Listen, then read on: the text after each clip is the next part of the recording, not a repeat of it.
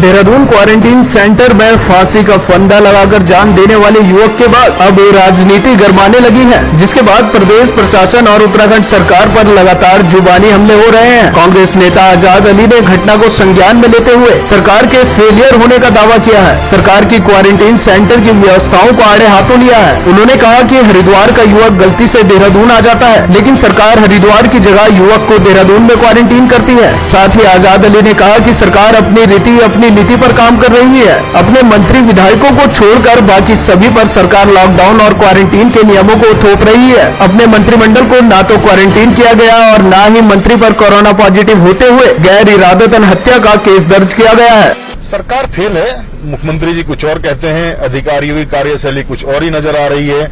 बहुत ही निंदनीय और बहुत ही शर्मनाक घटना घटी है। यह है जिस तरीके की खबरें आज दोपहर से आ रही हैं कि 2 दिन से उसकी लाश फंदे पर लटकी हुई है और सड़ गई है। उसके बाद अधिकारियों को, स्वास्थ्य विभाग को पता लग रहा है कि एक व्यक्ति क्वारंटाइन सेंटर में फांसी लगाकर मर गया है।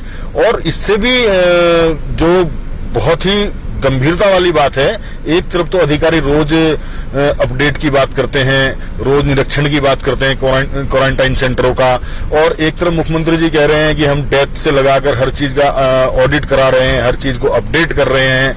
और इसमें एक और बहुत ही जो कहीं ना कहीं सरकार की और स्वास्थ्य विभाग की नाकामी सामने आई है, वह एक बहुत बड़ी है कि उस व्यक्ति को जबलपुर से वह आया था, उसको जाना हरिद्वार था, वह देहरादून आ गया, उसको क्वारंटाइन सेंटर में रखा गया। लेकिन 5 दिन बीत जाने के बाद भी उसके परिजनों का, उस व्यक्ति का कहाँ घर है, कहाँ का वो मूल निवासी है, क्यों वह हरिद्वार की बजाय देहरादून पहुंच गया, इसको पुलिस से लगाकर स्वास्थ्य विभाग को इस चीज की जानकारी तक नहीं जुटा पाया।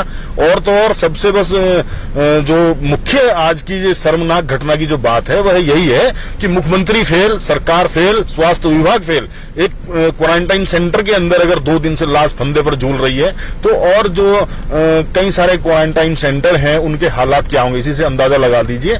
मैं सरकार से यही कहना चाहूंगा कि सरकार को अभी भी समय रहते जाग जाना चाहिए। वैसे तो उत्तराखंड सरकार ने बहुत बड़ा उत्तराखंड प्रदेश के साथ खिलवाड़ ही किया है, जब यहां सिर्फ पूरे प्रदेश में गिने चुने मरीज थे, कोरोना की स्थिति बिल्कुल यहां पर ना के बराबर थी। उस समय पे यहां पे बहुत सारी बंदिशें लगाई गई और जैसे जैसे बाहर से लोग आते गए उनकी जांचों से लगाकर हर तरीके से कहीं ना कहीं सरकार ने जो एक जिम्मेदारी बनती थी स्वास्थ्य विभाग की, वो उसको अच्छे तरीके से ये लोग नहीं निभा पाए और उसका खामियाजा पूरे प्रदेश को भुगतना पड़ सकता है। ऐसे हालात नजर आ रहे हैं। और आज की जो ये घटना घटी है, इसको देखते हुए तो लोग जितने भी क्वारंटाइन सेंटरों में हैं या जिनको इस चीज के लक्षण भी आ रहे हैं, वो अपने आप को छुपाएंगे, वो छुपेंगे, वो उस बीमारी से इस कदर डर चुके हैं उत्तराखंड के हालातों को देखते हुए कि वह क्वारंटाइन सेंटर में जाने से पहले कई लोग तो ऐसे हैं जो वैसे ही दम तोड़ देंगे। देखिए, वीआईपीओ को अगर ये एक आम नागरिक की बराबर में लेंगे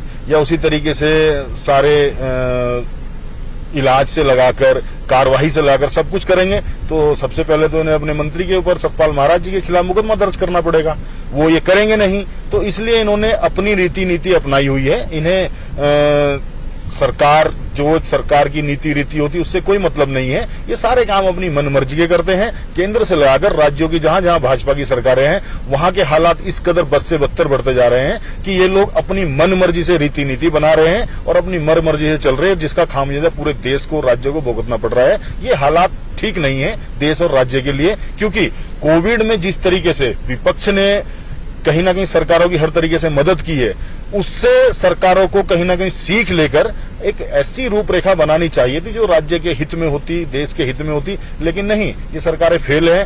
रोजी रोटी की अगर हम बात करें या कहीं पे ऐसी कोई हम बात करें जो एक आम जन, गरीब व्यक्ति या ऐसा आदमी जो भूखा मर रहा है, सरकार वहां तक पहुंचने की बात तो दूर की बात है, सरकार के पास उसके आंकड़े तक नहीं।